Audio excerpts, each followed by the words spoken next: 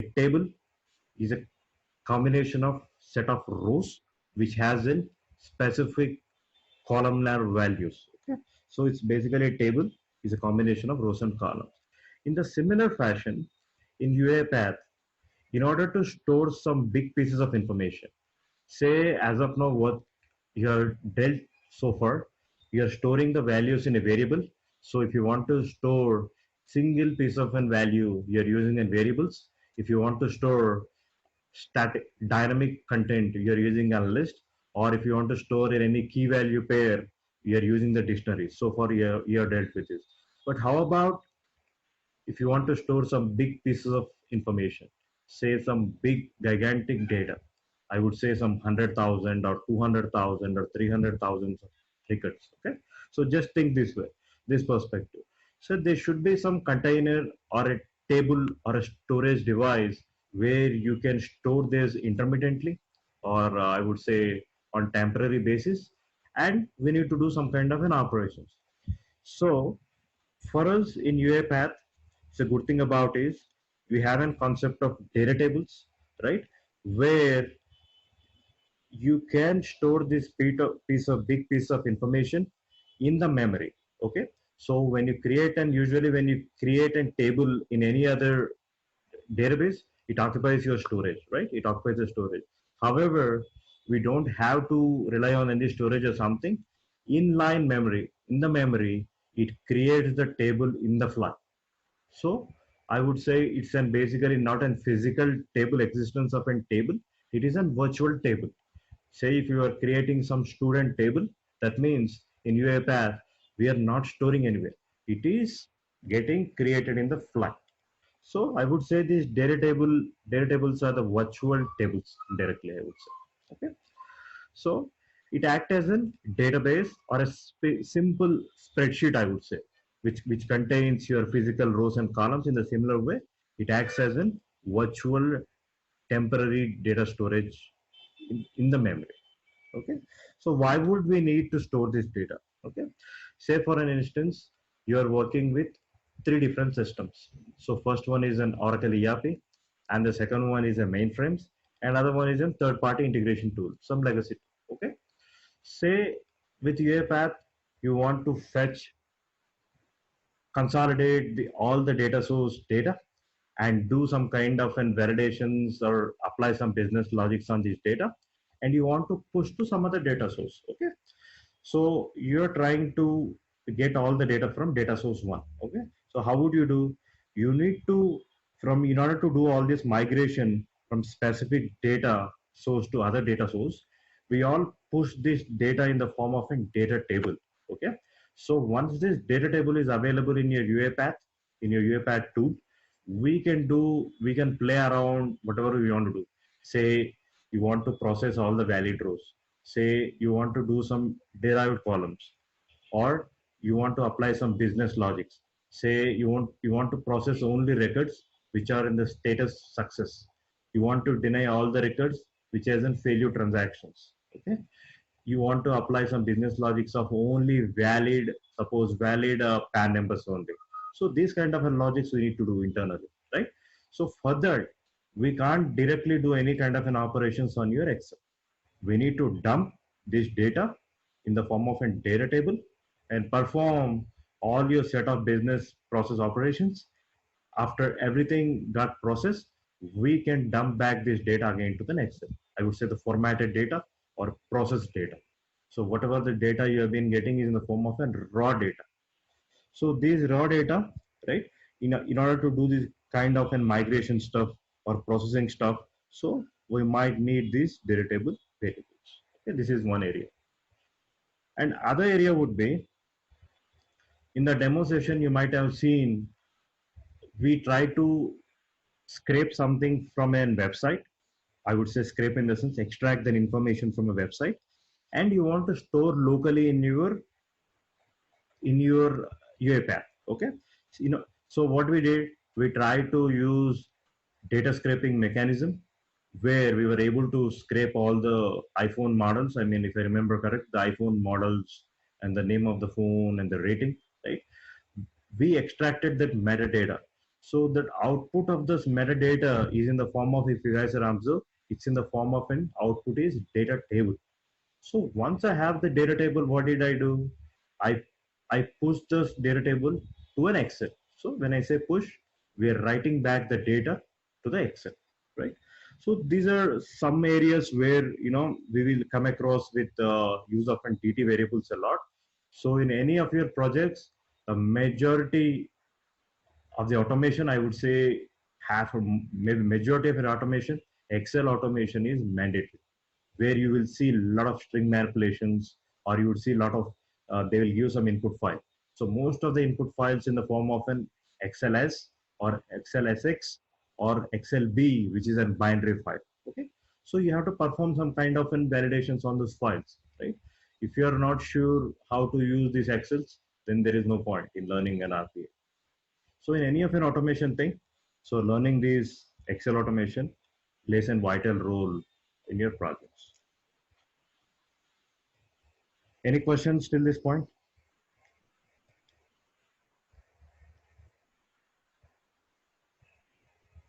No. Clear? Yeah, sir, clear. Clear? Okay, good. So our core activities in today's class gonna be, let's see in UiPath, let's everything we will walk through an example and see how we can perform this set of an activities. So the today's agenda, the scenarios which we'll be looking into it is how we can build. When I say DT, the short form of DT is data table. We will see how we can build data table in UiPath. And if you want to print, say you build some data table, right? You would like to see the data, what present in those data table. So how we can print those data from DT, right? And the third one would be, you want to push the data from data table to Excel. Say you have a virtual inline tabular data, you want to push back to an Excel. We will see how we can push back to an Excel. And also the fourth one, say you have some three columns, say column A is number one, number two, number three. So I want to evaluate the sum of all these numbers. So irrespective of how many number of rows are there, complete Excel, I want to look through, and I want to do the Excel manipulations on those columns. Okay. So once I have done enough manipulations on those, I want to push all this information to the some other Excel. So let's see how we can push back all the information and loop through and write the output results to, either it can be the same file or we can do in a different file. And fifth one, pushing the data back into data array. Okay, when I say that, say you have a blank data table. So you only build a skeleton structure. Okay, dynamically you want to push. So say you're processing n number of transactions.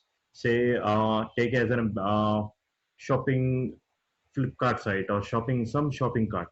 You, some customer went and he did his first transaction. Okay, so by default the table gonna be empty or null. You don't have anything. Okay, say the first transaction is done, automatically the first transaction specific set of details is gonna be updated on the data table. So when the second transaction hit on the system, so it has to keep on appending. Okay, it has to be dynamically. So we'll see how we can push those kind of data into DT.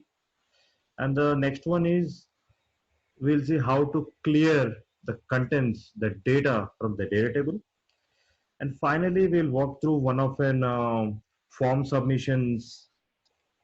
It is an online, I created an online template. So it's basically a student's registration form. I want you guys to take it this as an assignment. So after the end of the class, I will walk through. So we need to take some sample student related information in the form of an Excel. So we have to run the bot. Say some 10 records are there in an Excel. So every record we need to get into, and we need to do the submissions. Okay, just be online. Huh? I'm getting one.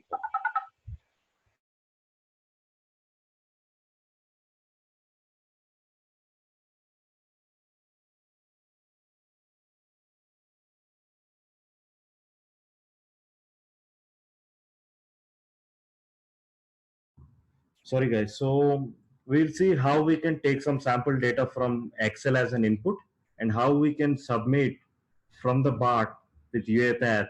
So instead of doing it manually, how we can take those Excel data and we have to do each submissions.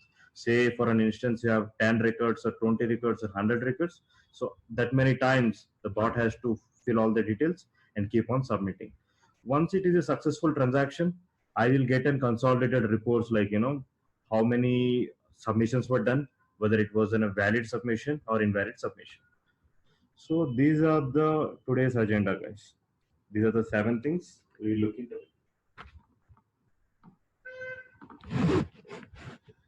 So let's take step 1, how we can build data table.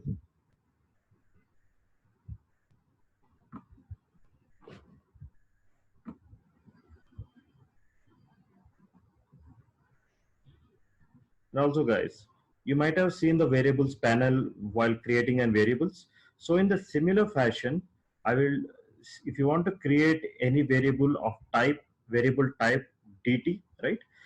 You will not find directly here. So as of now, you guys might have seen the Boolean, integer or string or array of T. So the data table can be found, usually go for browse types, search either data table, okay? So automatically you can see this data table DT under the namespace system.data.data table, okay? This is one way to do it, or directly you can even query with the full namespace. So it's system dot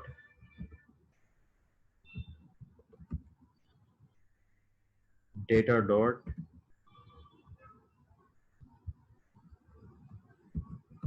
data table. So if anyone asks you what is the namespace which data table is located, so in the reference assemblies it is located at system.data.data table, or query in just the data table, or you can either type in the full namespace, okay? So if you select these data types, see automatically the variable type which it generated in the system is data table. This is what DT which I'm talking about. Okay, so we will see how we can build, and also let's see what are all the activities does UiPath supports when we punch in data table. See, the first one is build data table, and the other one is clear data table. This is building data table in the sense you are trying to build a tabular metadata. Okay, you're not building any, we are not pushing in any data inside the table. We are only building in skeleton, the structure. So in order to, for the specified schema, if you want to build the structure, so the activity which we're going to use is build data table. The second one is the clear data table. So if you want to clear all the specified contents of this particular table, so the activity which we're going to use is clear data table. Other one is in filter data table. Say you have some specific rows, okay, which you have in your tabular data. You would like to filter them. Say you have in total Excel data, which is of different business units. So it would be Indian BU or European BU or North American or US. So it has data of everything. So your business came to you and told, for this run, I want only European business unit data to be processed, not everything. Okay, not everything. Your input might have some 10,000 rows, out of which the European business unit data has only 1,000. So you want to filter those data. You don't want to process everything. So there is an option where you can specify the set of conditions in the wizard, and we can filter it out those rows which will fulfill those criteria. So this is a one. And we have some joins data table. Say if you want to, you have a to more than one tabular data, you want to make a join. If you guys have any knowledge about how the SQL joins work, this is a similar thing. Inner joins or outer joins, left outer join, right outer join. So if you want to join multiple tables based on some specific key column, so this is the activity. And lookup data table. Lookup data table, say you have an input template, okay, of an Excel. Okay, so let me take with an example.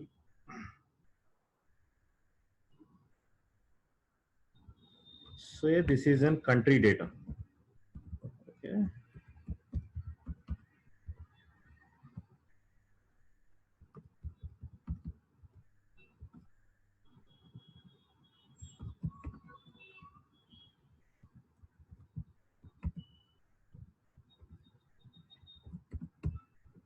Okay. Now my requirement is I have a country related information on this particular Excel. Now you don't have any country IDs. Okay. So these IDs gonna be present in some other Excel. Say you call those as a mapping or reference document. Okay. So what this reference document has is it has a list of all the country IDs and the country names. And you would say country IDs and population. Okay. So, and country name also. Okay. Say India 100, you have 101, 102. I would say 101 country belongs to India, Japan. Okay. Now my requirement is I need to look through country India in some other data source, and I need to look up this particular look up on this particular column, and I need to fetch this particular ID from some other data type, some other data source, right? So this is you're doing kind of an lookup. So it has to look up in some other Excel or in some other data and populate automatically those related fields. So these IDs won't be available in this particular source. So in order to look up Excel, if you guys are aware of VLOOKUP or lookup, so this lookup data table gonna work in a similar fashion. Okay. And output data table. Say you have an inline tabular data in the memory. You want to print on the display on the screen what kind of data resists in the data table. So we'll use this. So it converts basically all the data in the form of a string. So we can even look into the message box. We can populate on the screen using output data table. And sort data table. You might be aware in an table how we can sort on the specified column, whether it can be an ascending order or descending order.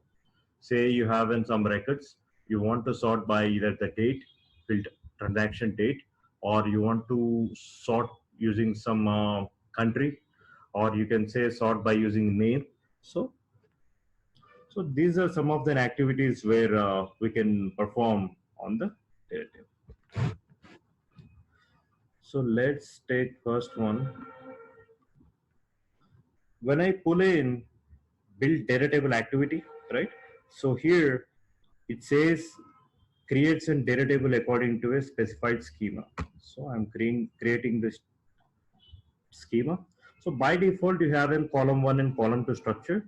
Try to delete everything. I'm trying to remove everything. So this is your this is your scratch. You don't have any set of columns as of now in the table. So I'm trying to create plus symbol. Let's create the student ID. So every column has a data type associated to it. So say the student ID is it gonna take only the integers. So I'm gonna specify this is an integer thing. And you can specify whether this particular column, if it allows the nulls or no. If you don't want to allow the nulls, so just you can check it or uncheck it depending on your requirement. Okay. And there is an other option is auto increment thing. Say you want to have the data incremented automatically. Say you create some transaction, automatically there is a sequential order. It will create automatically the rows, increment the rows. If you want that to happen, you can select this checkbox and you can specify what is your default value gonna be and to what length it has to increment. Okay. If you want to do those kind of stuff, use these auto increment options here. So as of now, I'm not using anything. I'm creating a student ID column. Click then one more column. It's gonna be the name of type string.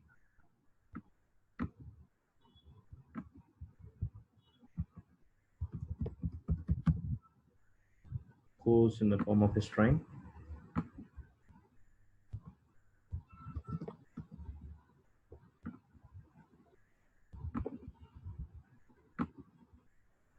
Okay, I created 4 columns in this table.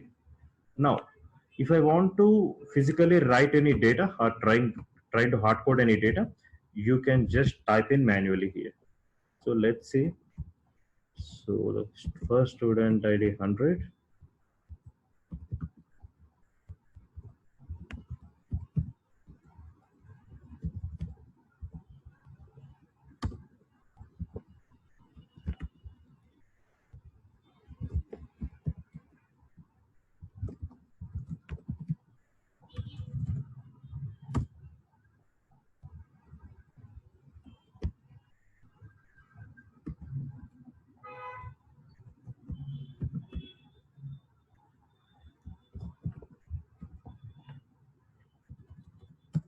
Okay, so I created a student data table which contains 4 columns and 3 rows. Okay, once I'm okay with these results, I'm pressing okay.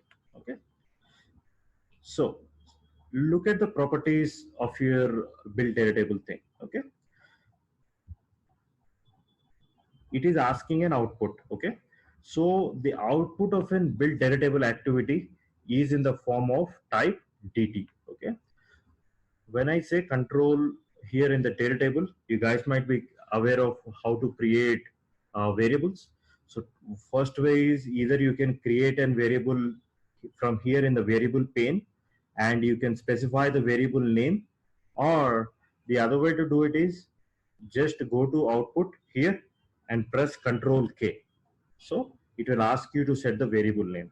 Now I'm giving it as student dt and press enter. Okay, so by default when you do that from that option, automatically you can see on the bottom the student dt got created. No need to even specify what its type.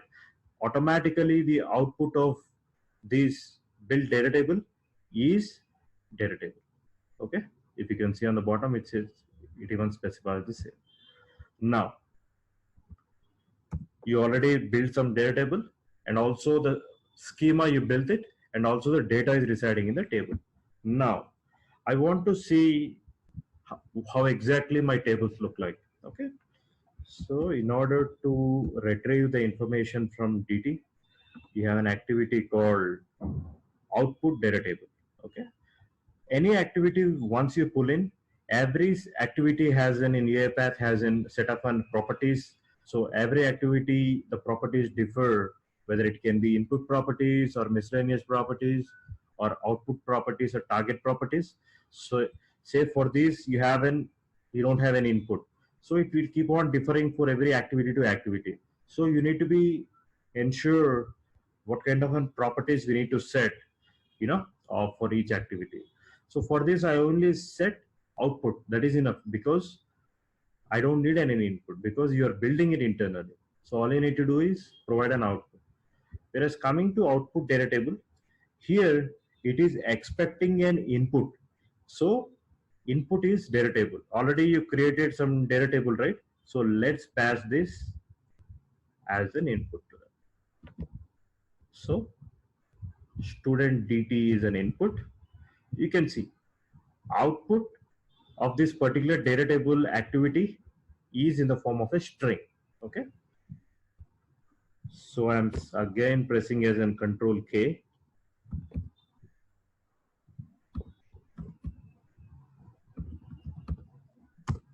Okay, I'm storing it as an out student. Subbarati, good evening. Could you please mute yourself? I'm getting some background echo from you.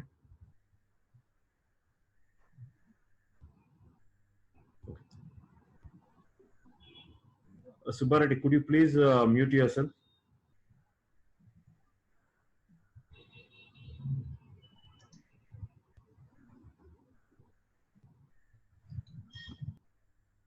Okay, I muted from my end. That's fine. Thank you.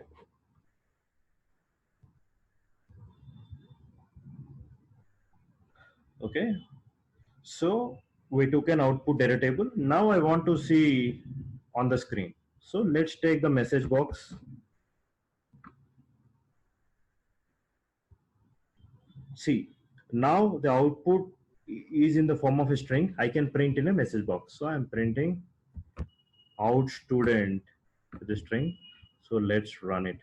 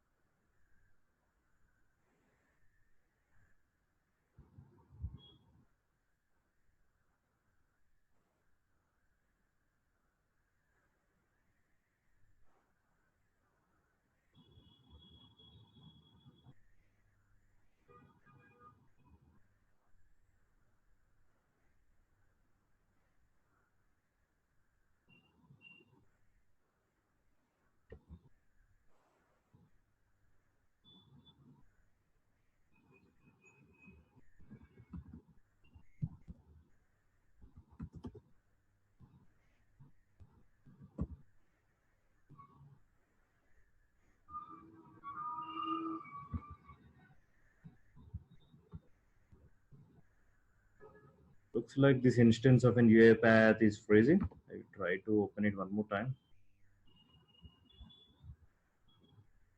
I opened multiple instances. That is an issue. Okay. So let's run it from here.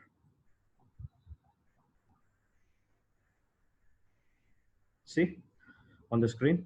So we have a student ID. In the first line is in column names, student ID, name, course and fee.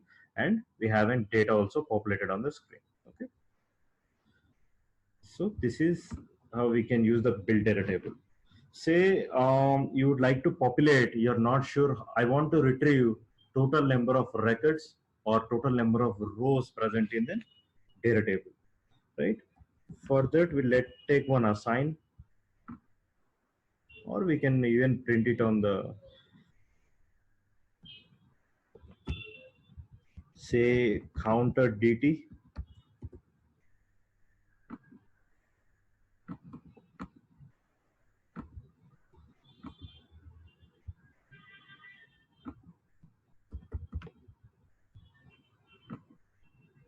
So in order to print total number of retrieve number of total number of rows from a data table, we have TT variable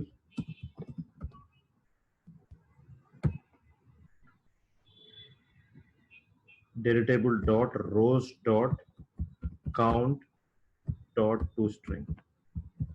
So what it does is it will expect what would be your data table name, and we are using the .NET methods. Okay, so what it does is it will yield you, all you need to do is pass in your data table name dot rows dot count.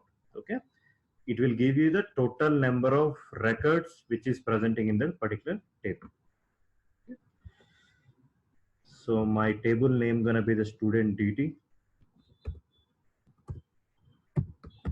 dot rows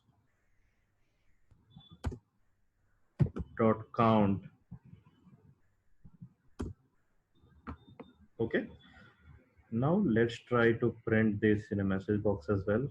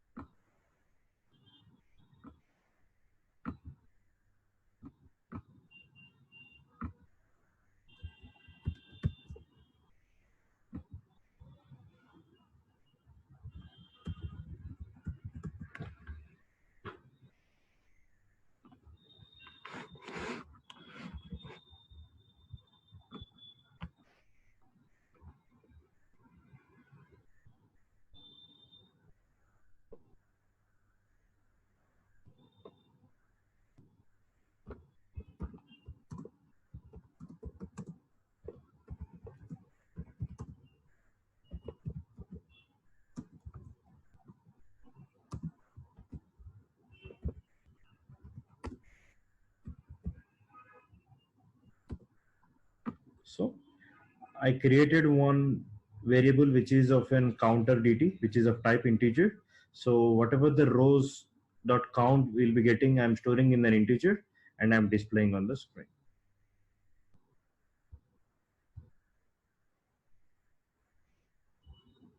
See, the total number of rows in the table are 3. That's what these 3 records.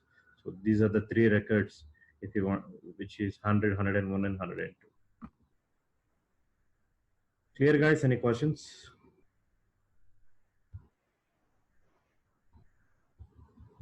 Any questions? No. Clear, right? Can I move Yeah. on to the next one?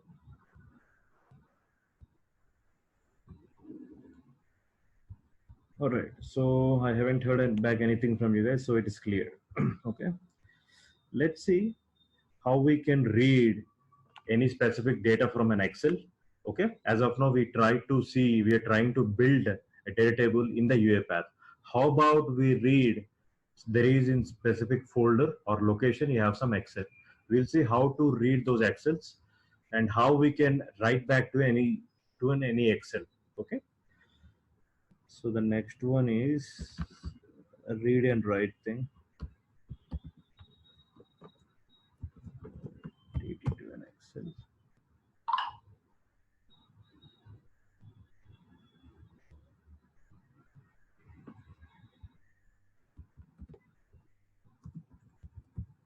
So for that, we will take an Excel application scope. Okay. So what it does is, basically it provides a scope for all Excel relation activities. Okay. So you want to perform anything on the top of that Excel. So this scope is kind of a container. It provides a set of it's a kind of a parent or root container. So in that scope, you want to read Excel once, okay, and you want to do all kind of operations like reading an Excel, or you want to add new columns or remove some columns, or you want to write any specific cells, or you want to do any manipulation. So you have an Excel application scope. I'm taking those scope. Okay. Now I'm trying to read, I would say, new student data. I'm reading it. Okay. All you need to do is just specify the path of an Excel where it is residing. Since if it is residing in any other location on your system, you need to provide the full path. The reason why I'm not specifying the full path is because anything which is in your project folder, I'm using in same Excel. So by default, you guys might be aware as of now, all the work files wherever we are trying to develop, it is by default, it gets stored into C users, your machine name, documents, UiPath, and under UiPath, whatever the file you created, by default, it get created all your XAML files. Since I have my Excel file in this same folder, I'm not giving the full path. If you just specify in double quotes what is the name of an Excel with an extension, then it is good enough. Okay.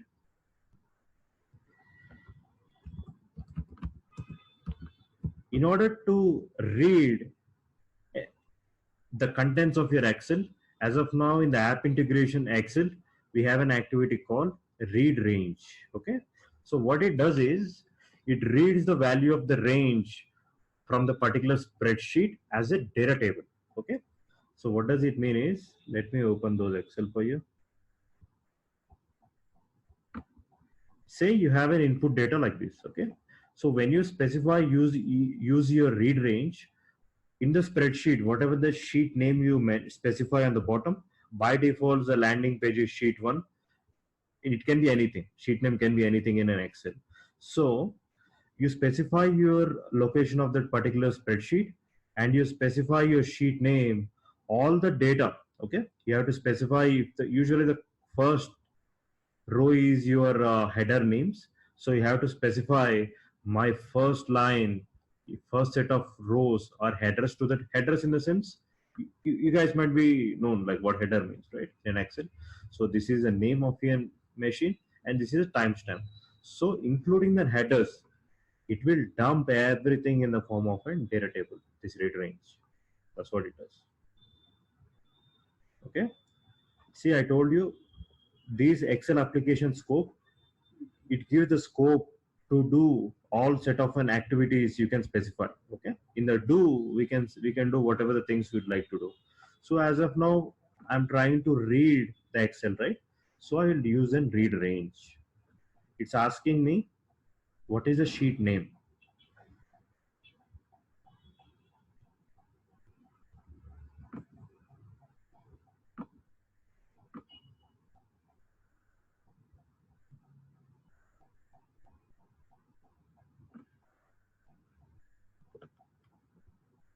So let me see what is the sheet name. Yeah, sheet name is on the bottom. See, just copy paste this one.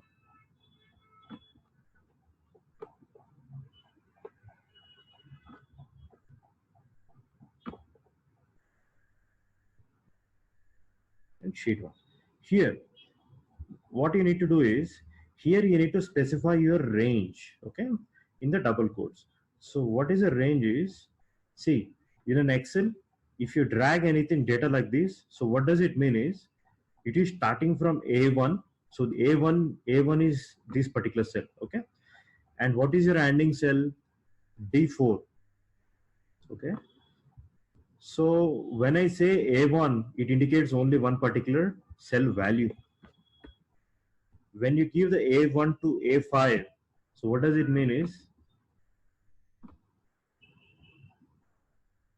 see, this A1, A2, A3 and A4, till A1 to A5, this would be the thing. If I say A1 to D1, okay, if I say A1 to D1, that means this would be your A1 to D1. So we can specify what kind of data to be read, whether you want to read the whole spreadsheet data, or you want to read any specific range, or you can specify from where I would like to read data. Two ways you can do it. By default, you can specify within the double quotes. So whatever the data present, dynamically on the fly, it will read everything. Okay. Or you want to read from A1 to B4, you can even specify the ranges like this. Or you can just specify the first position of your cell, say from A1, that means it will read from A1. That's all. If you say specify A3, that means from here to the last point of the cell, it will read the data. So these are the ways where you can specify the ranges. So by default, I'm leaving as is. Here, you can see the properties. Input, the range we provided, sheet name we provided, and there is an attribute called add headers. As I told you, if you checked it, it will consider your first row in a particular Excel should be considered as a column headers. If you uncheck it, then it will consider your first row as a normal data itself. So just check your particular data, how it is. Usually the first row in the range is by default the header definitions. That's why by default it got selected. Okay. Two things here. The output of a read range is, again, see, output, it specifies an output and it is of type. Always look, guys, when you hover your mouse here, it is showing data table as an out argument, and within that out argument, what is an data type it is returning? It is returning again in the form of an data table. Okay. So I'm pressing Control K. I'm saying new student.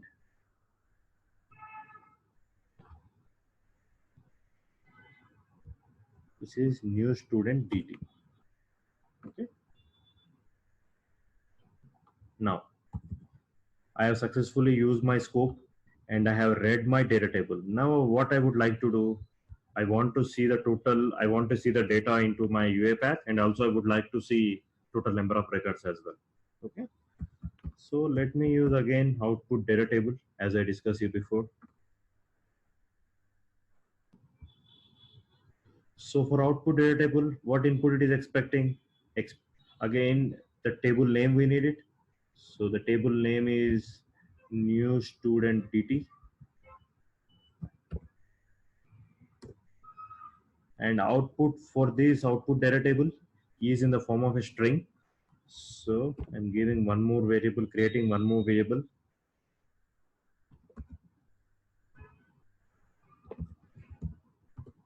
data text. I will take one more message box.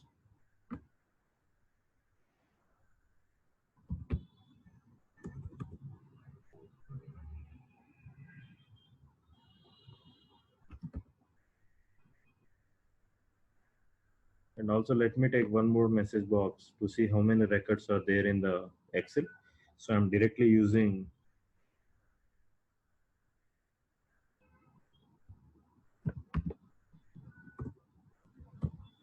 data table dot rows dot count dot to string.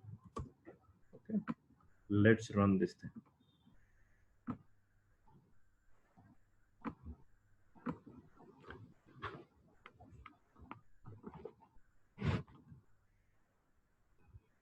See guys, let me open the student data.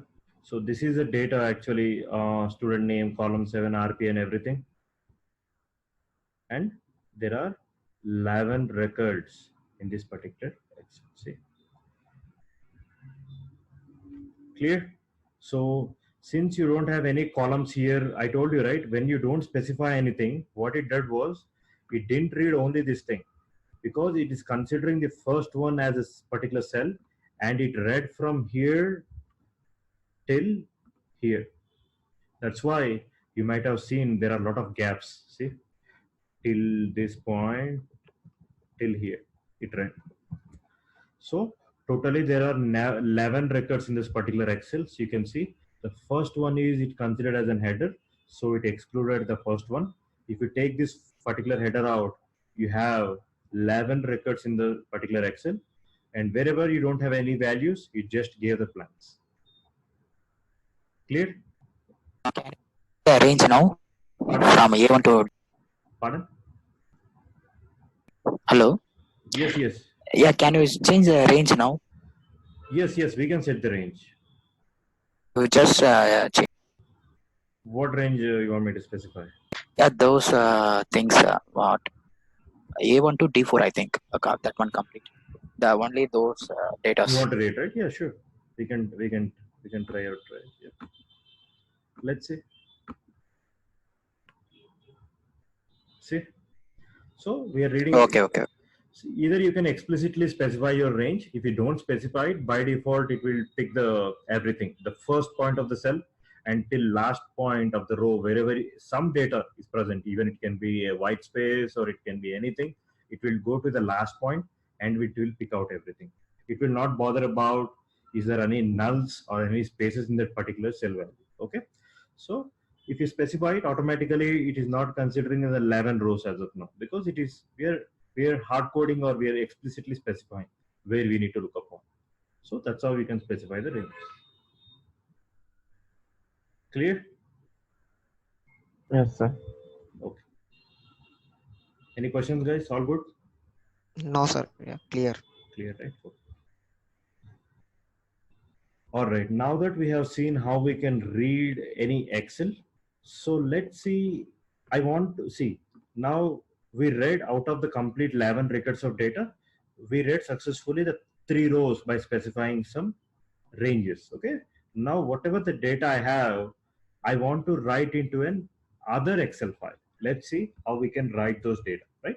So whatever the data we got it out, see, whatever the filtered data, whatever the rows I like, I already stored in the form of a data table, which is new student PT. All we need to do is that specific data we need to dump or we need to push back into an Excel.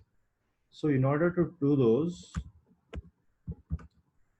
if you type write range, okay, so these under the app integration, if you want to write any data from data table into a spreadsheet with with the ranges specified, and you can use this activity, write range.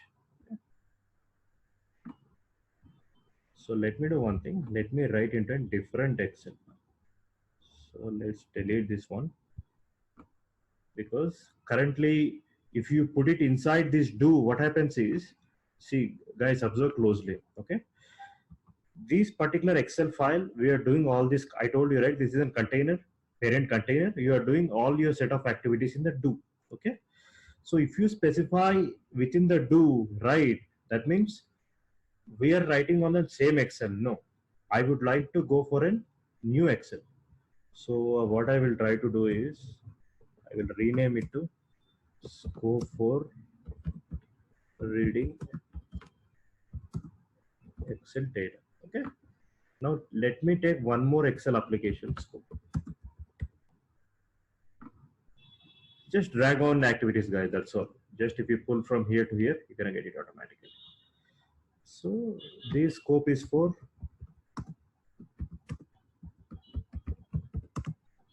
one is for reading Excel data. Other one, I would like to write my Excel data. Okay.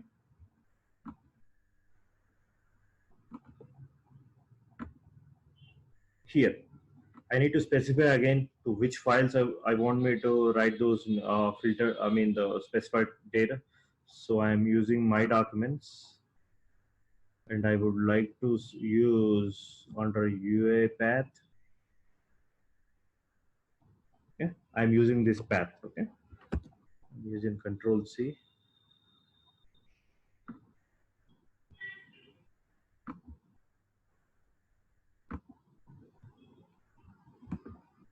So let me create an Excel in this location. Say write Excel data dt. Okay, I just created a blank Excel file with no data. Okay, I'm passing this path.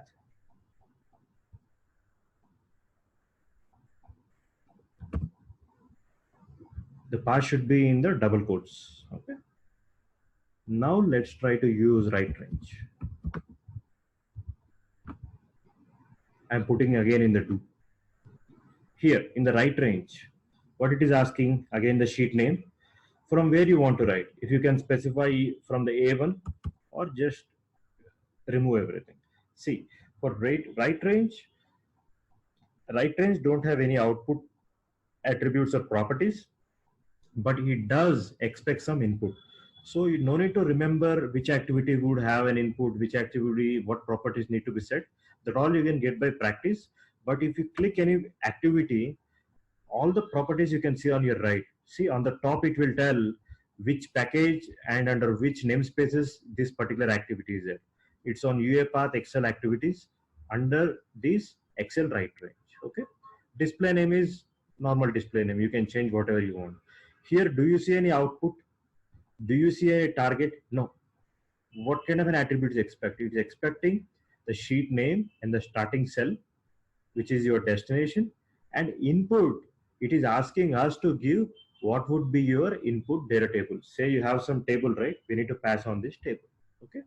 So let's pass on this input data table from the top of the scope. So new student DT is your data table. Let's see. Tell me anybody, guys. I'm trying to type in new student DT, but somehow it is not coming up in my. It's not coming up here. Any reason or any guesses why? See, here I declared new student DT. Okay, when I go to variables pane, it is showing new student DT, which is of variable type is data table. Now, I want to use the same variable here. Why it is not showing up in the right range? Why it is not showing up? Because when I type in, see, nothing comes up. You guys, everybody knows.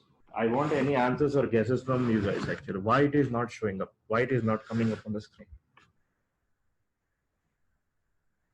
Because I think we need to give new one because we are going to write. Pardon? Come again. We need to give new one because we are going to write now. That's fine, Purshut.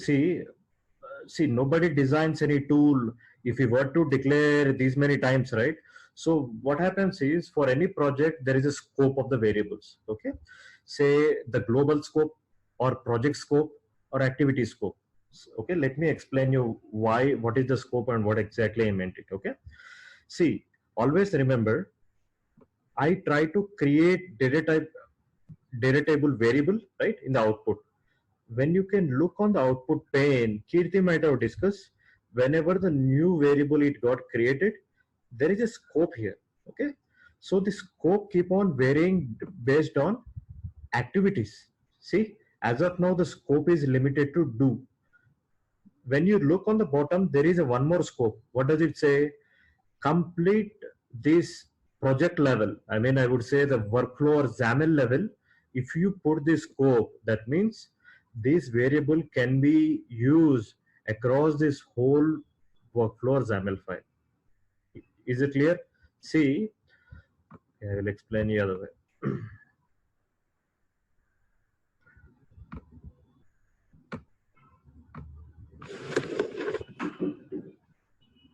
See, this is one activity, right? Scope for reading Excel data is one activity. Is that clear? Right? So you have one variable got created here in this particular do. Okay.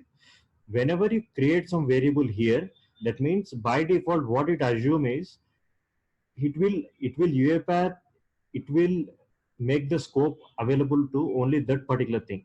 If you want to increase the scope beyond your activity, you need to increase the scope to parent level. So what is my parent? How would I know? Right? There might be multiple activities or something. Always try to do one thing. Whenever I created a new process, you can see on the top, here, this is my parent scope. This is your workflow level scope. Always, if you want to use those variable values across your activities, try to increase the scope from that particular activity to the parent level. That means when you increase that scope, you can use those variables across your activities. That's why. Okay. Now let me increase this variable of dt to bit further. So as of now, it is in, I already increased it. See, previously it was in do scope. I increased it to the parent level scope. Now let's see if I'm able to access those variable or not. See now, since we increase this local variable from the scope of those this activity to the parent, now I'm able to access this variable.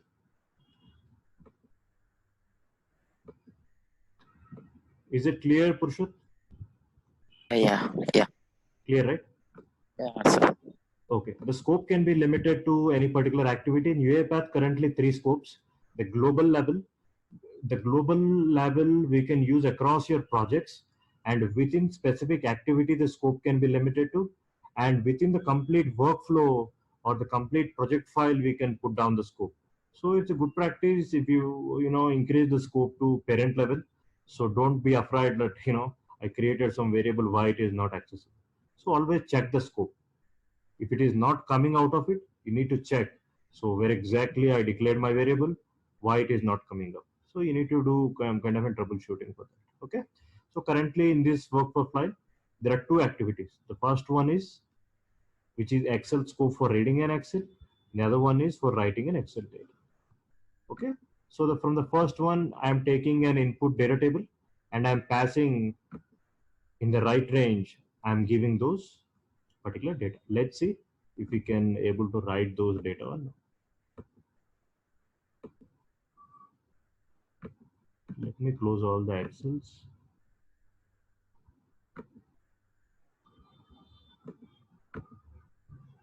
Okay.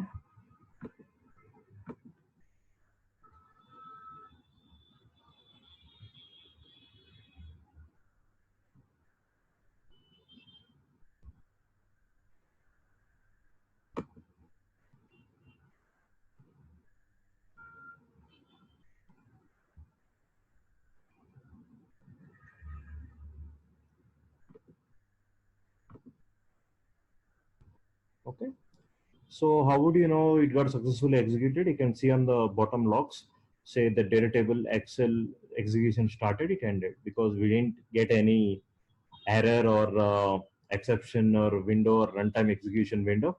So let's go to those path and see if it got successfully created or not. It's under C users document. See, it looks like this is a file 1711. See, got it? So, and one thing you might have observed, see, there are no header names here, right? In an input, we have header names, but we wrote in some other Excel, the data looks good. We didn't get any other data because we only read from A1 to D4. But however, the column headers are missing because whenever you're writing something, I told you there is an attribute to add the headers. If you check mark this thing, then you will get headers as well. If you uncheck it, you don't get any header. All you get is an data. So I'll try to delete that file one more time and let's run it again.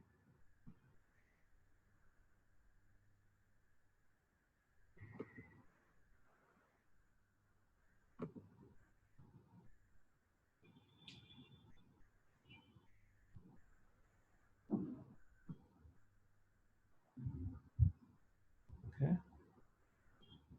So this is my write Excel data DT. See now, we have our specified 3 rows, and also the first one is in headers. Clear? Yes, sir. Clear, right? Yes, sir. Okay. Just give me a minute, guys. Let me grab some water. Just give me a minute. Huh? Okay.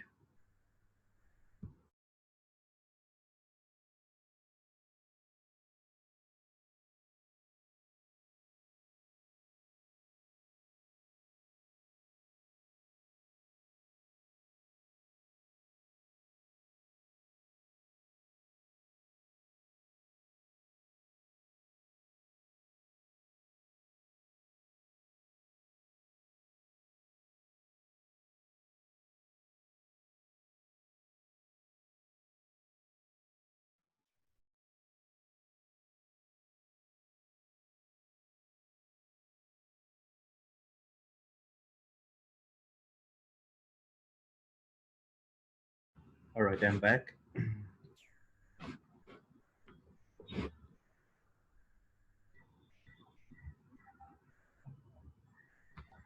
Okay.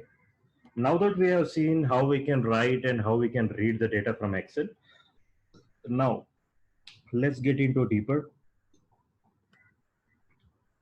How I can read particular cell value from a table. How we can read every specific row. Say for an instance, I want to read B3. I want to read C1. Okay. So in order to do that, the syntax for reading a specific cell from a value is data table dot. So when I say DT, it's usually your data table name. Data table dot rows of row number dot item of either it can be a column name or column index.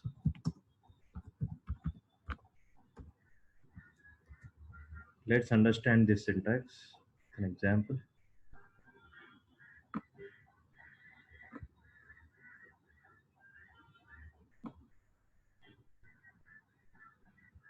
Okay. Say for an instance, I want to read Rajesh name from this complete data. Okay. So first thing the syntax, if you can look, is this is your name of a table. Okay. This is clear. Data table dot rows. Okay. So what does it does is it's gonna go to the every row position in the table, rows of row number. Okay. So if I specify rows of 0, so what it does is when I say specify the rows of 0, so you guys everyone know this is in row 0, this is first row, second row, and third row. Okay. In a data table, always the index start from 0. It's not 1. because in Excel you might see in, you tell this is the first row, but in the DT, always the index, the positioning going to start from 0. When I say rows of 0, automatically the tool, the UiPath going to look into these particular rows of 0 is considered as, this whole thing is considered as row of 0. When I say row of 1, when I say row of 1, so this complete row is rows of 1. Okay, likewise vice versa. Okay, and coming to item of, okay, now what it will do, we are able to find which row this particular value belongs to. Now I need to know which column it is looking for, right? So for that we need to specify item of.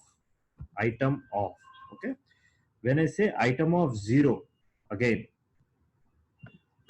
it means it's a first column. The two ways you can specify your column thing, either you can specify your index by the number, or you can specify the column name itself. How we can specify the column name? You include within a double quotes, the column name should be as is the way you define in your written, or the way it is coming from a header. It has to be the same name. Even there is a mismatch with this thing, it is case sensitive actually. Okay, so either you can specify your column item means the column index, or you can specify even the name of this particular thing. Okay, now let's see, let's go into the tool. I will comment it out this code. You guys might be knowing, say for an instance, I want to comment it out this particular piece of code. Just select this activity, right click and say disable activity. This activity you want to disable it. That means temporarily, whenever I'm running the workflow, I don't want this get executed. So either you can do right click or select this activity and press shortcut Control D. So it is, you are commenting it out your code. That means in the runtime it won't get executed. That's all. Okay, so let me take one assign, or I take the message box.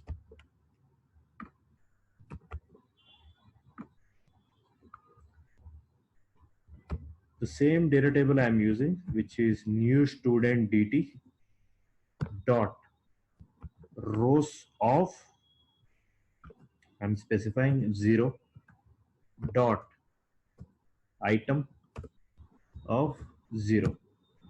Okay, let's see what I'm getting.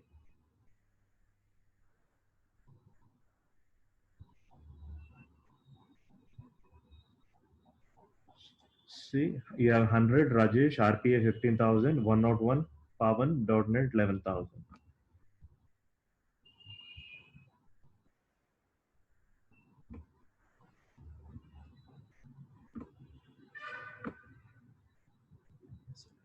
It didn't run successfully.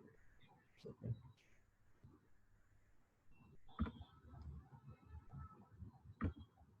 See, what did it return? It returned 100 because, as I told you, the cursor went to rows of 0. That means it went to here, which is rows of 0.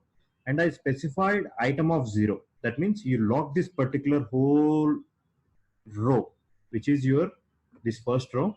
And I am trying to fetch item of 0. When I say item of 0, that means I told you index is going to start from 0 always. Either it can be rows or columns. So it got picked this particular 100.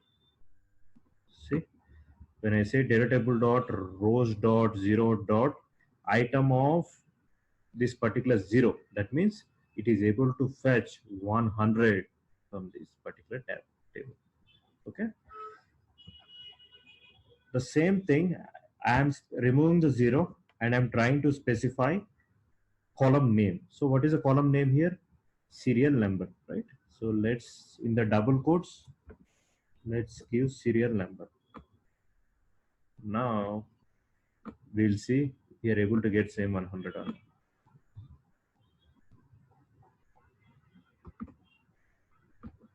See guys, I'm able to get the same 100. let's see what if I give rows of 2 and also I will give course. Now we'll give course.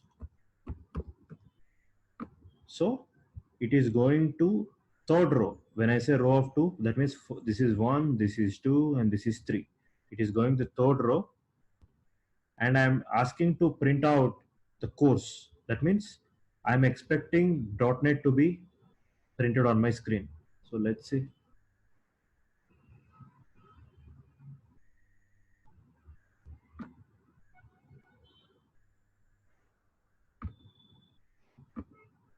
See guys, .NET, because I specified what row it's supposed to go and what column it's supposed to go. And clear? Any questions?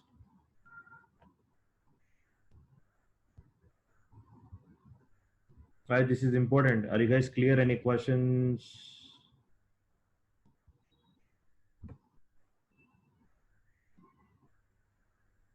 Guys, clear? If it's clear, I will get it. I'll move into the next topic.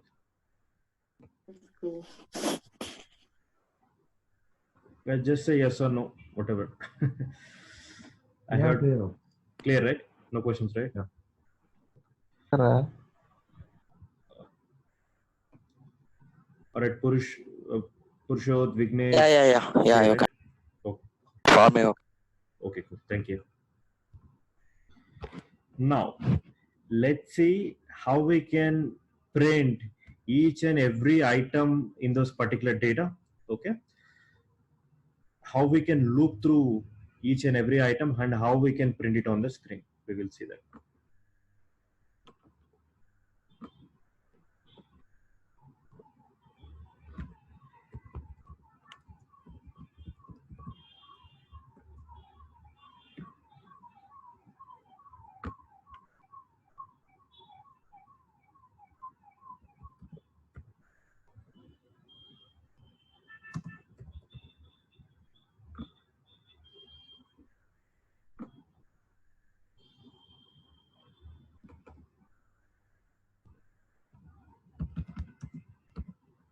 So I took one Excel and I am taking one read range.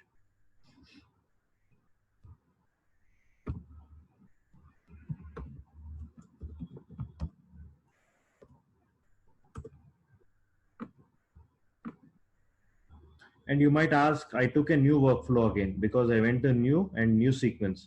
So whatever the variable we created in other workflow, I don't think you will be able to use the same thing. The scope is limited to the only that particular workflow itself. So don't assume that I created some variables, in the previous workflow. Can I reuse them onto the next one? No. The scope can be limited. So whatever the variables, the scope, it can be limited. I mean, we'll discuss when the time comes what is the libraries and global scope that we'll discuss.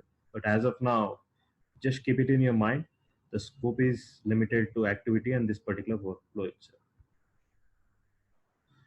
All right, so I'm taking for each.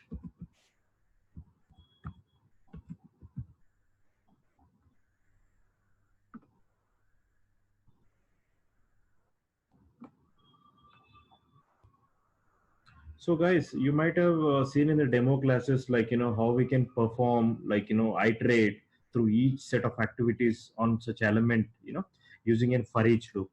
So for in the same manner, if there is a dedicated for each row activity for data table itself. So it's a similar way it functions. What it does is the similar kind of an for each, whatever you have in the workflow control, you haven't dedicated for each row activity, which is specially designed only for, it will work only for your data table activities. Okay. I'm specifying your data table name. Okay.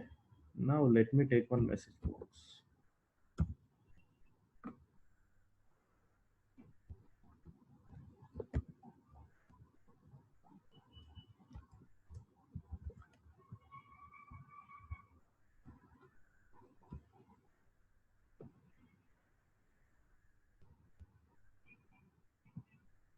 I'm giving the column name here.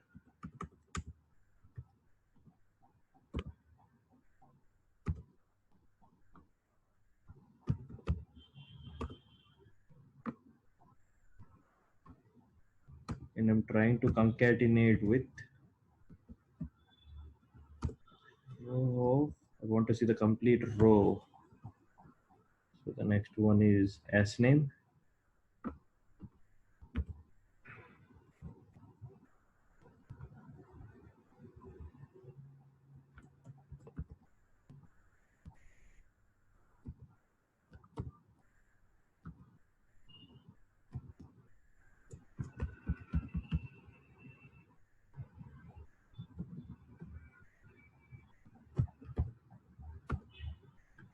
So always guys, if you feel uncomfortable doing here, you can always go here and you can expand your editor as well. So don't feel that if you're not comfortable, the size is packed up. So you can use the expression editor and you can maximize it actually.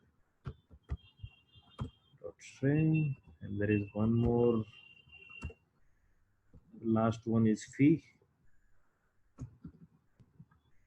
Dot to string. Okay. Now what I am doing was, see, I took for each row, okay? Since I want to print everything row by row, okay? You might ask, you didn't specify any row, which row I supposed to go. The use of for each activity is, first it will pick, in the first iteration, it will pick the first row. No need to specify any row, okay? Now, the very first time the loop runs, it is in the first row, right here, okay? Right here, which I highlighted. So here, what I would like to do, the cursor, I want to print this serial number, right? So what I'm doing is, I'm specifying a row of S number. When I specify row of S number, no need to specify that row position. By default, it will be first. Once this is done, it will go to second. If this is done, it will go to third. It is right now, it is in the first position, the cursor. Now I'm printing S number and I'm concatenating with S name, course, and the fee. All we need to do is specify which column. As I told you, you need to specify within a double quotes column. Okay. So here what I will do, I will give some spaces. Just want to be, if you want to include some spaces, put in the double quote. That's all. Double quote and try to concatenate it.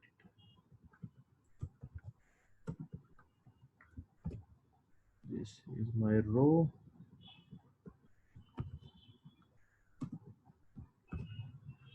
Okay.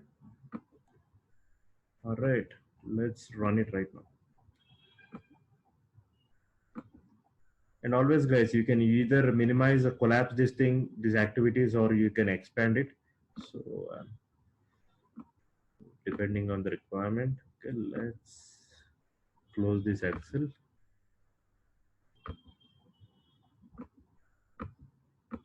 Let's run it. See, now the cursor is in the first position because it didn't finish the execution. Now it didn't finish the execution, right? So I got 100 Rajesh RPN 15,000.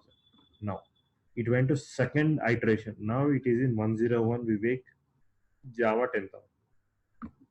Now it is in the third loop, third iteration. It went to 102 Suresh.net and 15,000. Clear? Yes, sir. And there is one more way to do it. Okay, there is one more way to do it. Same results.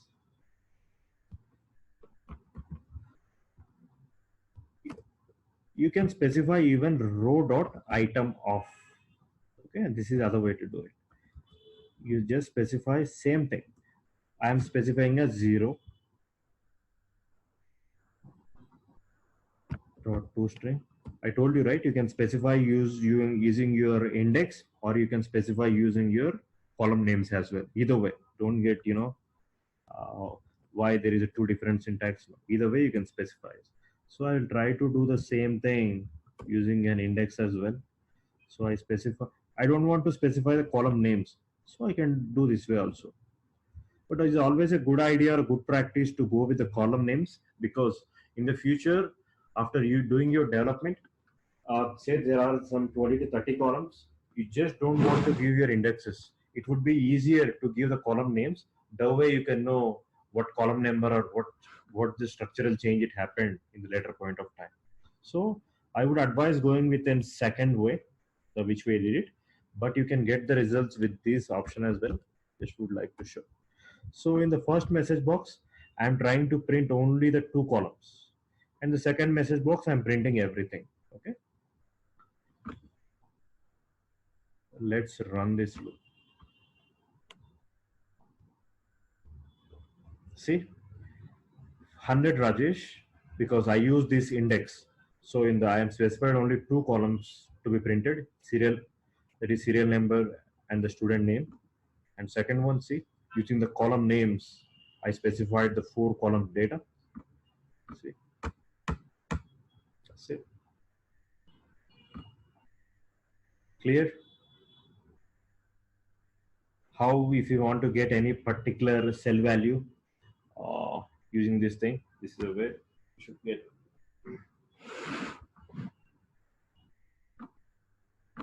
If it is clear, I will move to the next one. Yeah, clear, sir. Clear, right? Good. All right, so let's jump in how we can push data into an empty data table.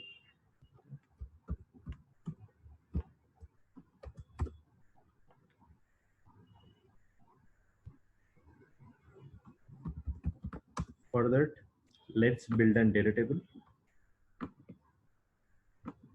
which I'm not pushing any data, just blank skeleton. When I say skeleton, just the structure, just with the column names. Okay.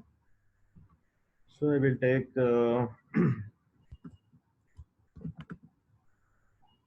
just clear student name.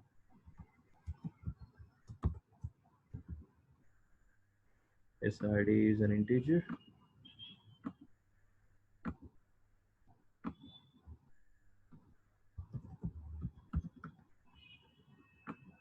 Okay. As of now, my table is blank. I'm just created some blank table. Okay. Now,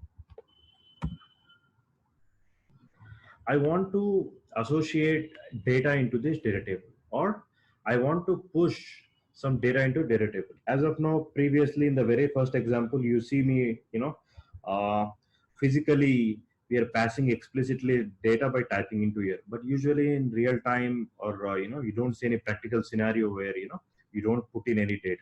Okay, so let's see dynamically through variables how we can pass this data in the runtime into this data table. Okay, so for us, let's take few assigns. I will take first assign. Now, need to give an output for our DT. DT student. Okay.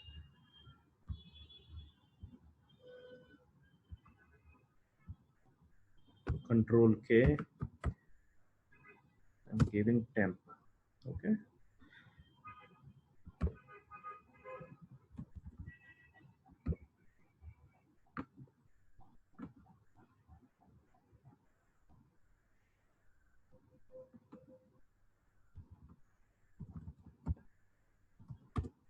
Double dot rows of 0 dot item of 0.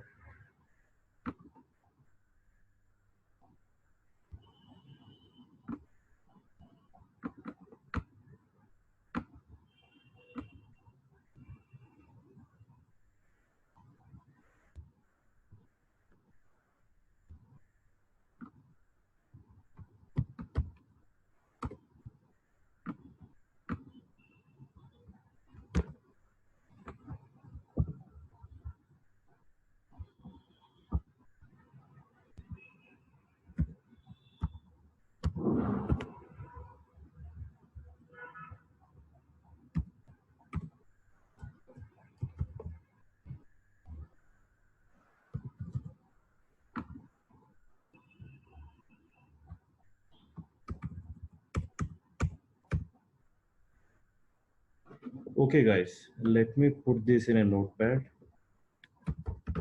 You guys should explain me what would be the difference of these two things. What we did. 1 second. Need to be very clear with this difference.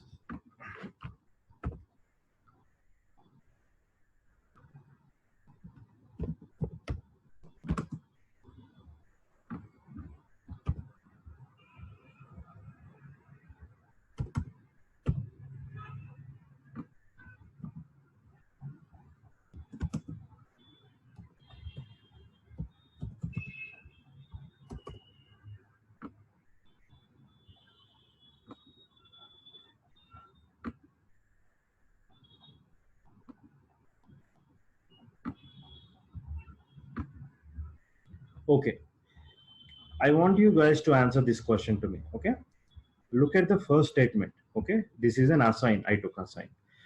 Generally, in mathematical point of view, or you tell me, you might have studied a lot of your, assigning them variables and everything. If I say temp equal to, I say data table dot rows of 0 dot item of 0 dot to string. I use this assign. Tell me what is the behavior if I use the first statement, and tell me second statement I'm using the assign this way. I'm telling data table dot rows of 0 dot item dot 0 to string equal to 100. Can someone explain me what exactly these both these behavior and variables the impact gonna be on your output? If I specify the first statement, what exactly it is doing, what is the temp gonna store, and what exactly it's trying to store. In the similar fashion, tell me the second assign, if I do specify anything, what exactly it is doing. I want to understand from you guys by looking on the screen what exactly these statements imply.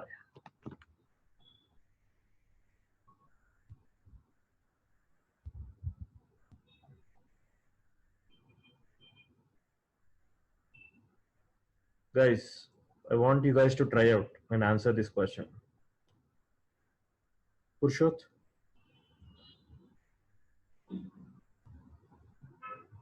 Purshot, you there?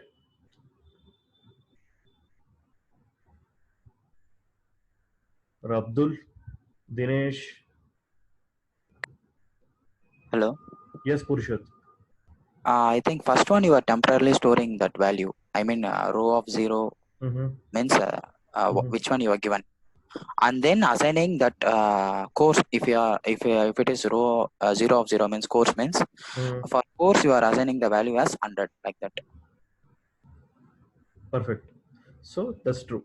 So what we are trying to do is always remember in the assign, okay, when you're trying to assign some value to that particular variable, okay, that means these whatever this particular cell value it is, whatever we are specifying, we are storing this particular value to a temp, which is a temporary variable. Okay.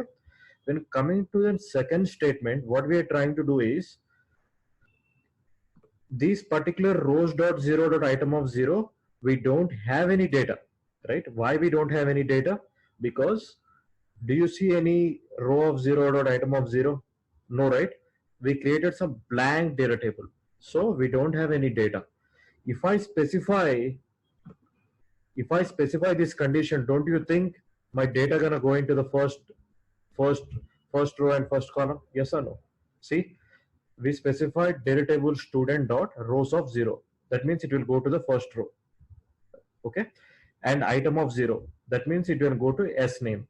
So we are specifying I want 100 to be written onto this particular cell. Okay, we are not taking anything out of temp.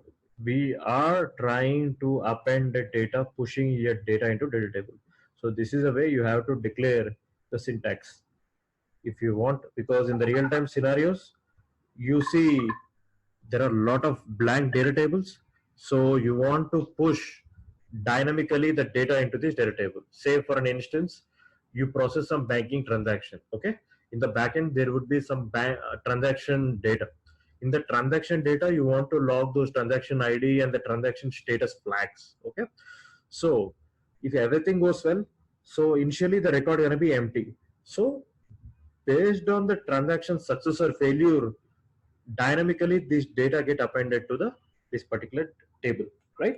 So in these scenarios, what you do is you create some blank data table and you keep pushing your data dynamically. So now let's see. I will delete this one. I want to associate the first row and first rows of 0 dot item of 0 to s name, right? So usually we'll assign as a name here. So I'm giving as Gautam, and I will take one more assign. Here, item of 1, that means first column. The first column is what? SID, student ID. I am giving as 333. And third one is a course name. I will take one more assign.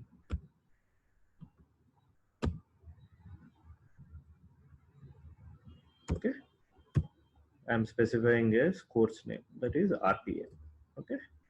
That means I took 3 assigns and we are pushing those data. Now let's take 2 message boxes and see if the data is successfully getting written into this data table or not.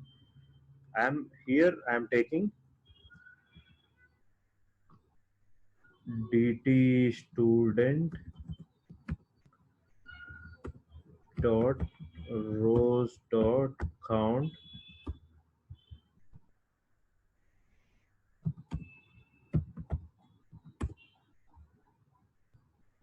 so this is before manipulation.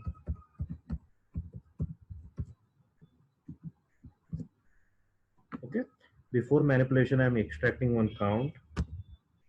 So here I will take one more message box. This is after manipulation. I want to count it, and also I want to see the data also. So what I will do, I will take output data table.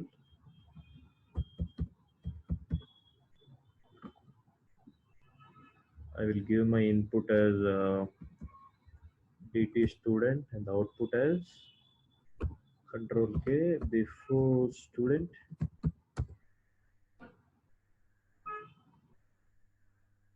In the message box before student, and I will take one more output data table right here, and I'm gonna specify the same dt after dt.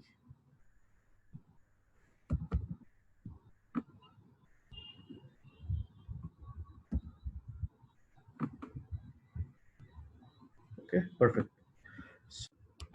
So the next scenario what I would like to cover is, so what I want guys to do is I'll give you the one hyperlink URL which is an student submission form. So what you need to do is create one Excel with blank student data. Okay, say I will when I give you this URL, so automatically you will land to student registration form.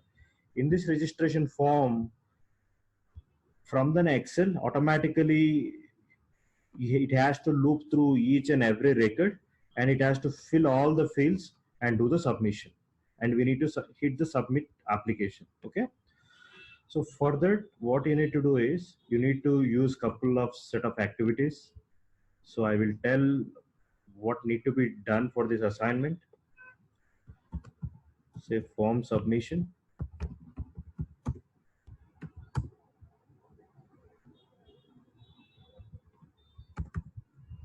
In order to, we'll discuss these browser-based activities in upcoming classes, but just for these assignments, go to your activities and use open browser. Okay, in this open browser, pass this URL, whatever the URL I'm giving. In the double quotes, just give this URL.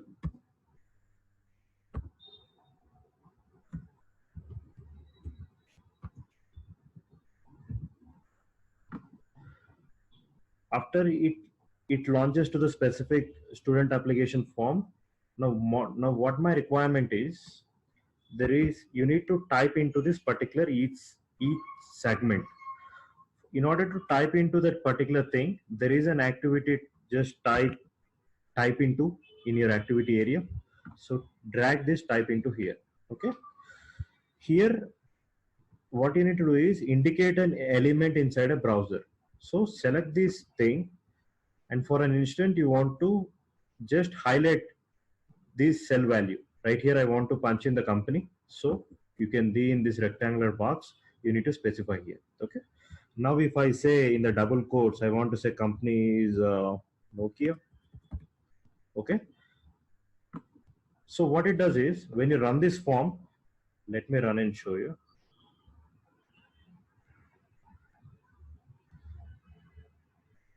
Here in the browser, you can specify what browser it's supposed to run. So I'm specifying mine to run on a Chrome machine. So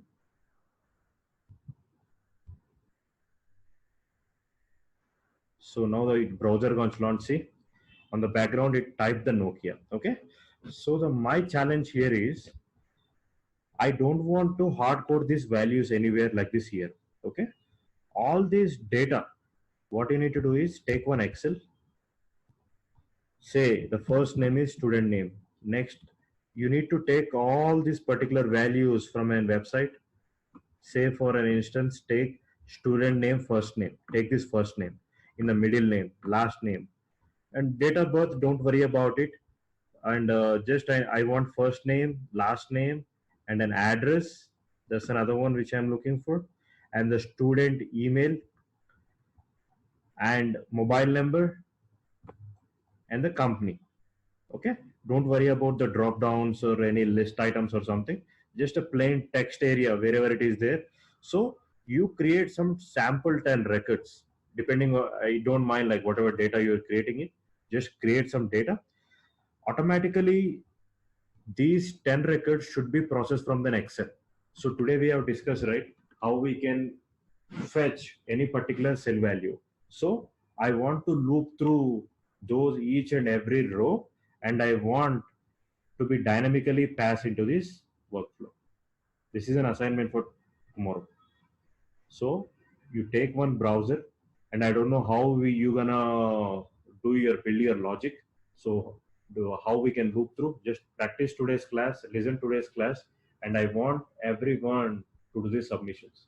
So whoever submit these records, so in the student name, say if Gautam is submitting, so just student names you try to prefix with Gautam underscore something. So that way I know whenever you do submissions, I get a notification report. So if it is a successful or it is any failure. Okay. So once you push in all data, you see on the bottom submit application. In order to click any particular UI element, there is a click, mouse click. So once you have done everything, drag on click, and see here, indicate element inside a browser. I am going here and I am selecting, and I'm just selecting this submit application. Okay. So I want you to control this whole Excel data dynamically by landing into a student submission form. And I want to, for every record, I want to do the submissions. That way, automatically the bot should hit 10 different times depending on your Excel. Because Excel has 10 records, it has to do 10 clicks of submission. That is an assignment. Is that clear? Clear or any questions? Yes, sir, clear. Clear, right? So see, whatever the Excel knowledge you acquired, you tried. Okay. Apart from that, the additional set of activities, you only need 3 of them. One is open browser, and the other one is type into. If you want to type anything into any particular area, you need type into, and after that you need submit application. That's all. In order to open the browser, you specify where I need to go to the browser, and the whole challenge here is I want data to be dynamically 10 times. It has to loop through from your Excel. It has to read the Excel first, and here I specified Nokia, but you don't know what it will come, because depending on your data, it will keep on varying. So I want if you guys have no questions, so that would be the assignment, guys.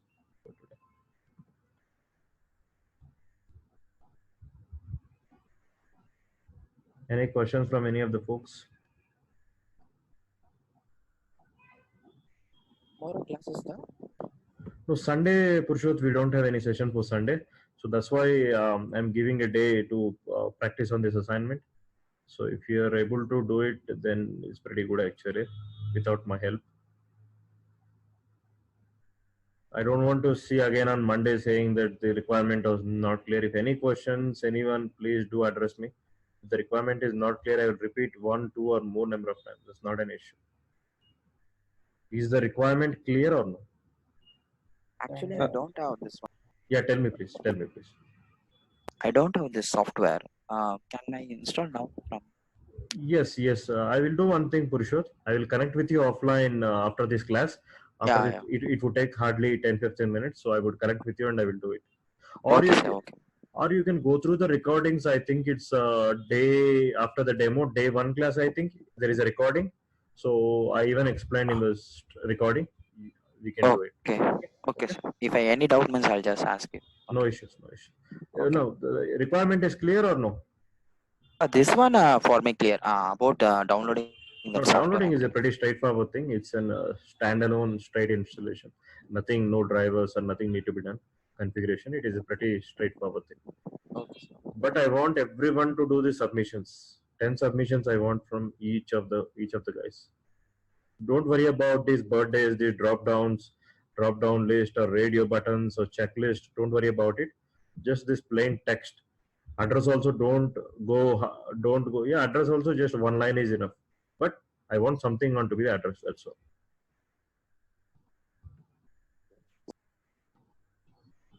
If it is clear, that's it, guys. From my end for this today, we had almost a couple of hours session. So that pending out of index thing I will discuss on the Monday morning class. But apart from that, if you guys have no questions, then that should be it for today.